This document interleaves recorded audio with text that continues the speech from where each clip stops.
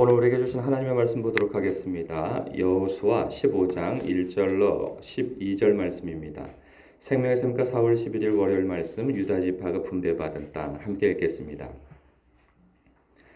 또 유다 자손의 지파가 그들의 가족대로 제비 뽑은 땅의 남쪽으로는 에돔 경계에 이르고 또 남쪽 끝은 신광야까지라.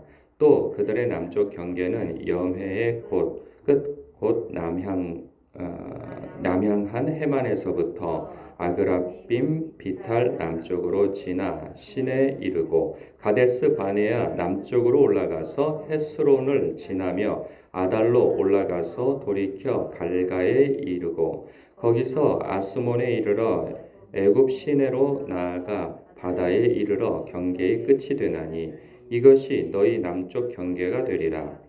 그 동쪽 경계는 염해이니 요단 끝까지, 그 북쪽 경계는 요단 끝에 있는 해만에서부터 벳 호글라로 올라가서 벳 아라바 북쪽을 지나 르벤 자손 보한의 돌에 이르고 또 아골 골짜기에서부터 드비를 지나 북쪽으로 올라가서 그 강 남쪽에 있는 아둠밈 비탈 맞은편 길가를 향하고 나아가 엔세메스 물들을 지나 엔노겔에 이르며 또 흰놈의 아들의 골짜기로 올라가서 여부스 곧 예루살렘 남쪽 어깨에 이르며 또 흰놈의 골짜기 앞 서쪽에 있는 산 꼭대기로 올라가나니 이곳은 르바임 골짜기 북쪽 끝이며 또 이 산 꼭대기에서부터 넵도와 샘물까지 이르러 에브론 산 성읍들로 나아가고 또 바알라 곧 기럇 여아림으로 접어들며 또 바알라에서부터 서쪽으로 돌이켜 세일산에 이르러 여아림 산 곧 그살론 곁 북쪽에 이르고 또 벳세메스로 내려가서 딥나를 지나고 또 에그론 비탈 북쪽으로 나아가 시크론으로 접어들어 바알라 산을 지나고 얌느엘에 이르나니 그 끝은 바다며 서쪽 경계는 대해와 그 해안이니 유다 자손이 그들의 가족대로 받은 사방 경계가 이러하니라. 아멘. 유다 지파는요, 그 12지파 중 그 므낫세 지파에 이어서 두 번째로 큰 영토를 분배받는 지파입니다.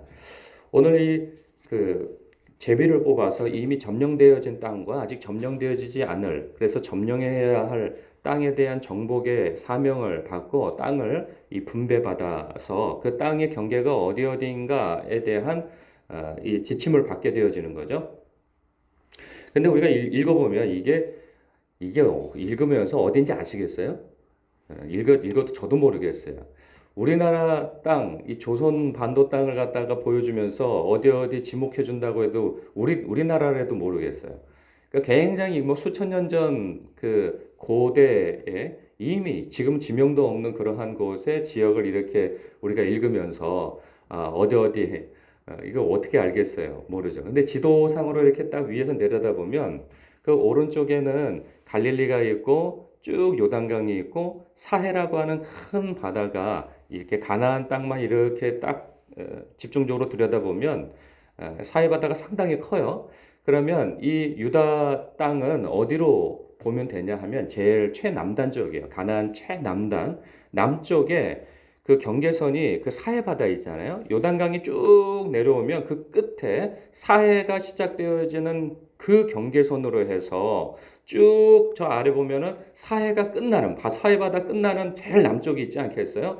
그쪽이 그 아래쪽 경계선이에요. 그러니까 좀 더 내려가는데 대충 보기에 좋게 하면 우리식으로 하면 그 밑에까지 경계선이 있고요. 그러니까 동쪽 경계선은 사해 바다예요. 그러면 이렇게 해서 또 서쪽으로 딱 잘라서 쭉 연결되면 어디까지 가냐면 그 12절에 보면 서쪽 경계는 대해라고 일컬어지죠. 지중해예요. 지중해 연안. 그러니까 지중해 연안까지 딱 잘라가지고 양쪽으로 밑으로 그냥 깔끔하게 네모로 딱 자르면 그만한 크기인데 이게 상당히 큰 크기입니다. 그런데 문제는 뭐냐면 지도상으로 이렇게 분배를 받은 땅 안에 여전히 그들이 이미 점령한 땅이 있고 점령하지 못한 짜투리 땅이 있는데 짜투리라고 말하기에는 굉장히 큰 영토가 서쪽에 있어요. 그 서쪽은 누가 살고 있냐 하면 블레셋 진영이에요. 여러분 블레셋은 들어봤죠? 다윗 때에도 블레셋 얘기가 나오는데 그러니까 뭐예요? 이 블레셋까지도 전부 다 그 영토 안에 들어가 있는 거예요. 지금 들어가서 싸워서 그들을 다 몰아내라 한 하나님의 명령이 담겨져 있는 그 영토가 블레셋 진영이 포함되어 있어요. 유다 지파는 그 블레셋을 몰아내야 되는 거예요. 그런데 역사적으로 보면은 수백 년이 지나도 다윗 때까지 수백 년이 더 있어야 되는데 다윗 때가 되어서야 비로소 그곳을 점령하게 되어져요. 뭐 몰아내는 것은 못하고 점령 정도 하게 되어지는 거죠. 그렇다면 하나님께서 이렇게 땅을 구획을 딱 주어서 너희들 아직 점령하지 못했으나 이곳을 점령해야 한다라고 명령을 주신 거거든요. 그게 블레셋 들어가는 거예요. 근데 이 블레셋 영토가 상당히 커요. 그러니까 이 유다 지파가 분배받은 땅 전체를 봤을 때 3분의 1에 해당해요. 엄청난 영토인 거죠. 3분의 1이면 굉장한 큰 크기입니다. 그런데 그것을 끝끝내 점령하지 못해요. 그럴 법도 한 게 블레셋이 만만한 그 족속이 아닙니다. 그 사무엘상을 보면 사울 시대 그 이스라엘의 초대 왕국을 이루었을 때 이스라엘 백성은 변변한 무기가 없었어요.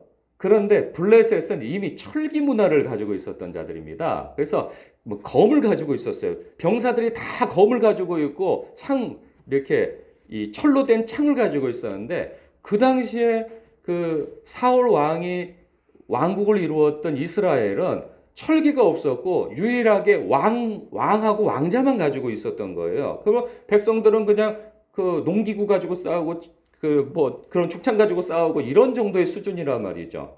그게 상대가 되지 않는 거예요. 그러니까 그만큼 전투력과 호전성과 뭐 이런 것들이 압도할 만한 그런 능력을 가졌죠. 그런데 하나님께서 이미 약속하신 바가 있어요. 13장에서 그동안 이렇게 주요 거점들을 다 점령하고 난 이후에 여호수아는 이제 늙었으니 이제 땅을 분배해서 각자 점령하게 해라. 그런데 두려워할 필요가 없다. 왜? 내가 그들을 이스라엘 자손 앞에서 쫓아낼 것이기 때문이다. 이전에 내가 너희들과 함께 하여서 이 가나안 그 전쟁에서 승승장구하게 해준 것처럼 너희들이 믿음을 가지고 나아가 싸운다면 결국은 그 모든 땅을 다 점령하게 될 것이라고는 하나님의 약속의 말씀이 있었단 말이죠. 근데 막상 이제 땅의 구획을 정해서 가서 점령해 들어가려고 하니까 엄두가 나지 않는 거예요. 왜냐하면 이전에는 12지파가 다 같이 가서 싸워서 이겼는데 이 자기네 지파 안에서만 해결해야 할 상황이거든요. 그러니까 이게 만만치가 않은 거예요. 근데 그 땅은 너무나도 풍요로운 노른자 땅들이에요. 그런데 점령하지 못한단 말이죠. 이걸 보면서 그런 생각. 근데 아주 수백 년 동안 두고 이 내버려둔 땅 때문에 점령하지 않는 이 블레셋 때문에 이 유다 지파뿐만 아니라 이스라엘 전체가 큰 곤욕을 아주 두고 겪게 되어집니다. 왜냐하면 그들이 자주 쳐들어오고 어느 때에는 이스라엘을 아예 점령해버리는 때도 있거든요. 그러니 내버려두는 것이 큰 화근이 되겠죠. 우리에게 이게 무슨 상관이 있나 싶은 생각이 듭니다. 우리도 저마다 가정, 직장, 사업처, 이웃 할 것 없이 하나님께서 우리에게 주시는 각자에게 주시는 어떤 이 하나님의 통치, 나를 통해서 복음이 전파되어지고 그리고 하나님의 통치가 이루어져야 할 영토, 하나님의 영토가 저마다 주어졌단 말이죠. 사업처든 직장이든 가정이든 뭐 어느 곳이든.